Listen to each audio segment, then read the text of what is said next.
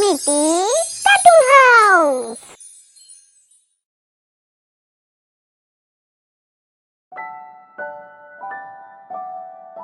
রতনলাল একটা গ্রামের জমিদার। সে ছিল এক খুবই অত্যাচারী জমিদার। গ্রামের মানুষের ভিটে মাটি বিভিন্ন অজুহাতে কেড়ে নেওয়ায় তার জুড়ি মেলা ভার। আবার অন্যদিকে গ্রামের মানুষকে মেরে ধরে জোর করে তাদের কাছ থেকে খাজনা আদায়ের জন্য তার ছিল বড় একদল লাঠিয়াল।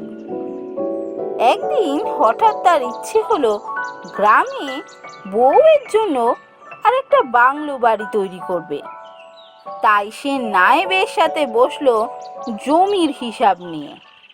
হুজুর, আপনি যে পরিমাণ জমির কথা বলছেন সেই পরিমাণ জমি জোগাড় করতে হলে বেশ কিছু চাষিকেই মানাতে হবে কিন্তু, আর তাতে বিস্তর খরচা আছে।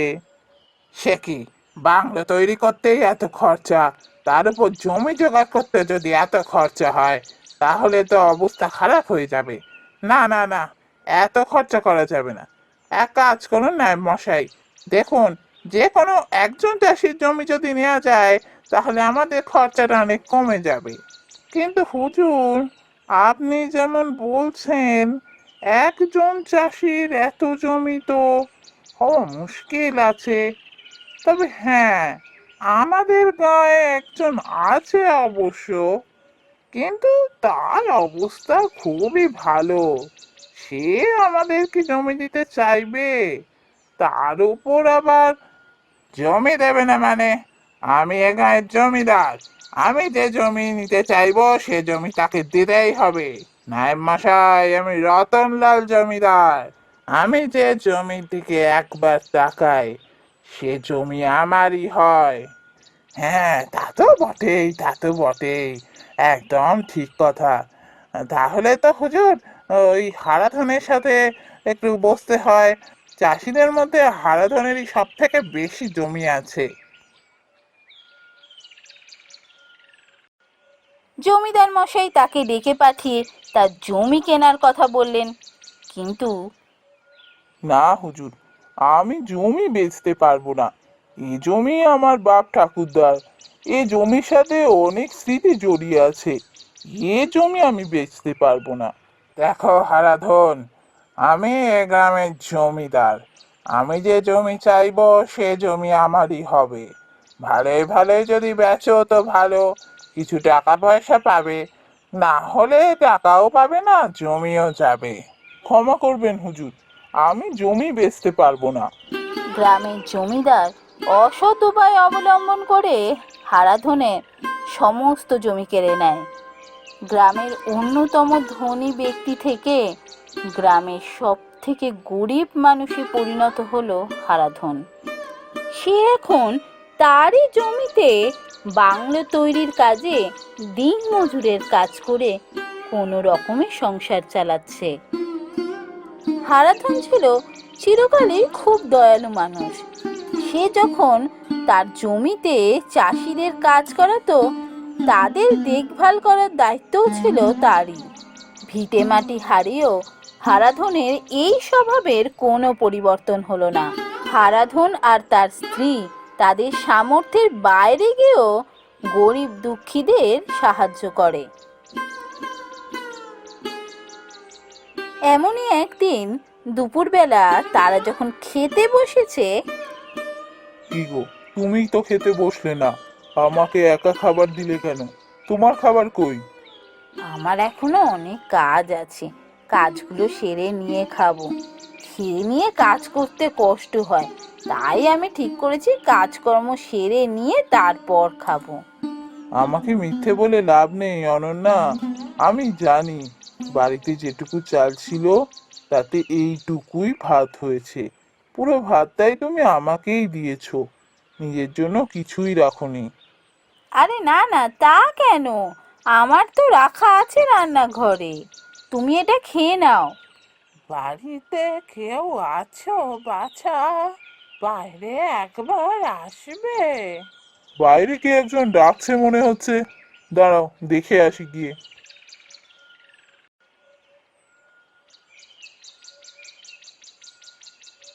কি হয়েছে বুড়িমা, বলুন, আপনি কাকে চান? বাছা, আমি ভিখারি মানুষ, বড্ড খিদে পেয়েছে, আমায় কিছু খেতে দেবে? আজ ভিক্ষা জোটেনি বাছা, কিছু খেতে না পেলে আজ সারা দিন না খেয়েই কাটাতে হবে। না না, সে কি কথা! আপনি এখানে বসুন বুড়িমা, আপনার খাবার এক্ষুনি আমি নিয়ে আসছি।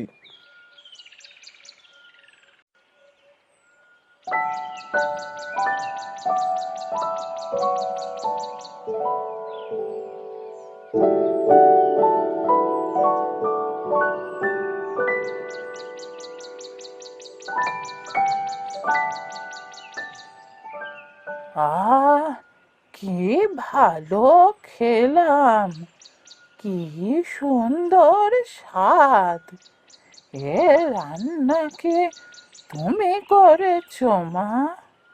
হ্যাঁ বুড়িমা, আমি এসব রান্না করেছি।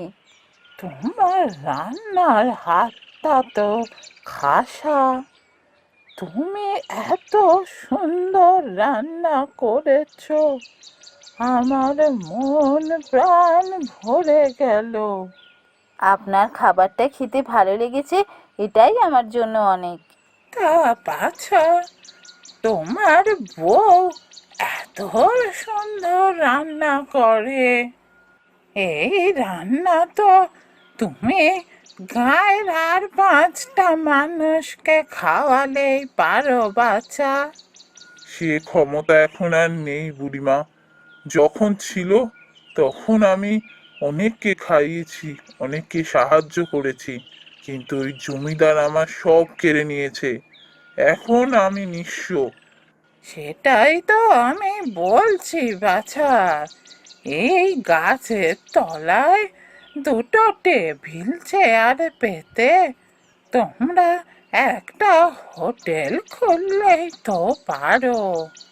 এত সুন্দর রান্না কটা মানুষ তৃপ্তি করে খেতেও পারবে, তোমাদেরও 2টো টাকা রোজগার হবে। এই বুদ্ধিটা তো তুমি খুবই ভালো দিয়েছো বুড়িমা, কিন্তু হোটেল খুলতে গেলেও তো কিছু পরিমাণ রান্না আমায় করতে হবে। তার জন্য কিছুটা তো চালের দরকার। আমাদের কাছে চাল ডাল কেনার মতো টাকা নেই বুড়িমা, কি করে চাল ডাল কিনবো? আমার কাছে একটা কুনকে আছে, এই কুনকেটা তোরা রাখ, তোরা বড় ভালো মানুষ, এই কুনকেটা তোদের কাজে আসবে। এই বলে বুড়িমা তো সেখান থেকে চলে গেলেন। বুড়িমা যাওয়ার পর সত্যি বুড়িমা কি ভালো বুদ্ধিটাই না দিলেন। আমাদের কাছে যদি চাল ডাল আলু কেনার ক্ষমতা থাকতো না, সত্যি আমি রান্না করে লোকেদের খাওয়াতাম, আমাদের কিছু টাকা রোজগার হতো, আর তোমাকেও ওই শয়তান জমিদারের হয়ে কাজ করতে হতো না।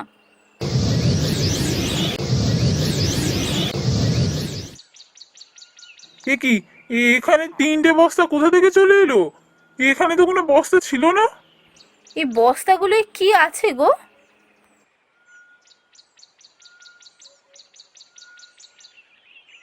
এই 3টে বস্তায় একটাতে চাল, একটায় ডাল আর একটায় আলু আছে। এই কুনকেটা নিশ্চয়ই জাদু কুনকে। এই কুনকের জন্যই এই চাল ডাল এসেছে আমাদের কাছে। বুড়িমাই ব্যবস্থা করে দিয়ে গেছেন, বুঝলে, বুড়িমাই ব্যবস্থা করে দিয়েছেন। আমরা এবার হোটেল খুলবো, এই গাছের তলাতেই 2টো চেয়ার আর 2টো টেবিল পাতবো। তাই করব, কাল থেকেই আমরা হোটেল খুলবো।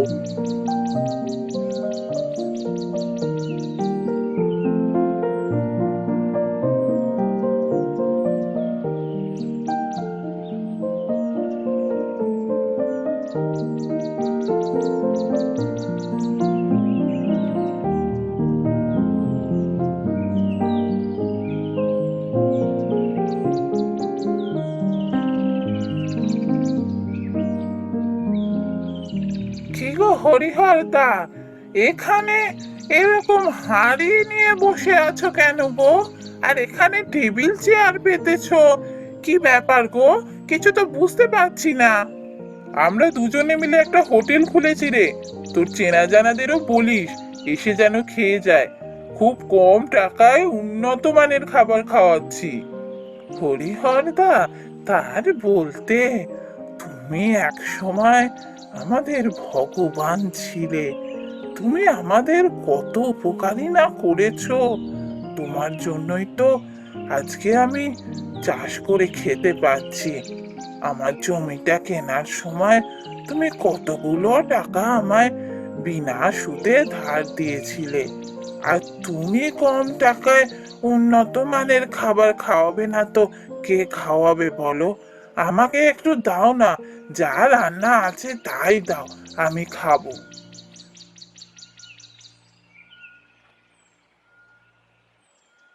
সত্যি দাদা, কি খাবার খেলাম!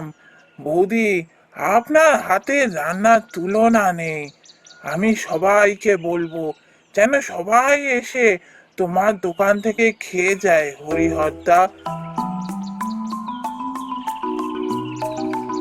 দেখতে দেখতে হরিহরের সেই গাছের তলার ছোট্ট হোটেলে লোক একেবারে উপচে পড়তে লাগলো। হোটেল চালিয়ে হরিহরের আবার অবস্থার উন্নতি হতে শুরু করলো।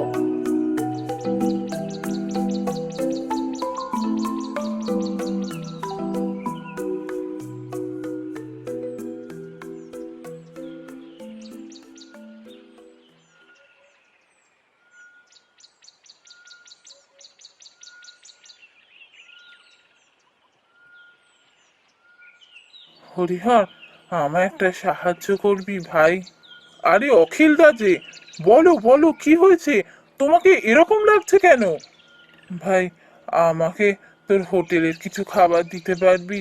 ঘরে বেশ কিছুদিন ধরে রান্না হচ্ছে না, বউটার শরীর খুব খারাপ হয়ে গেছে। তাই যদি বিনা পয়সায় কিছু খাবার দিতে পারতিস। অখিলদা, এভাবে বলো না, আমি তোমার ভাইয়ের মতো, আমি তোমায় এক্ষুনি খাবার দিচ্ছি। কিন্তু তোমার এই অবস্থা কি করে হলো? ভাই, যেভাবে তুই একদিন পথে বসেছিলি, আজ আমিও সেভাবেই পথে বসলাম। ওই শয়তান জমিদার আমার যেটুকু জমি ছিল সবটা বেআইনি ভাবে কেড়ে নিল। এই জমিদারটা বড্ড বার বাড়ছে, এর একটা বিহিত হওয়া দরকার। বিহিত, বিহিত, বিহিত হওয়া দরকার। কিন্তু কে করবে বিহিত? কার এত ক্ষমতা আছে যে এই জমিদারের সমস্ত জমি সে কিনে নেবে, এই জমিদারকে ঘাড় ধাক্কা দিয়ে গ্রাম থেকে বার করতে পারবে? কিরে হরিহর, চুপ করে আছিস কেন? হোটেল চালিয়ে তোর তো এখন ভালোই অবস্থা রে। তোর সে ক্ষমতা নেই এই গায়ের সমস্ত জমি কিনে নিয়ে ওই জমিদারকে ঘাড় ধাক্কা দিয়ে গ্রাম থেকে বার করে দেওয়ার ক্ষমতা নেই তোর? আছে, আছে, আছে অখিলদা, আছে। আমি পারবো, আমিই করবো।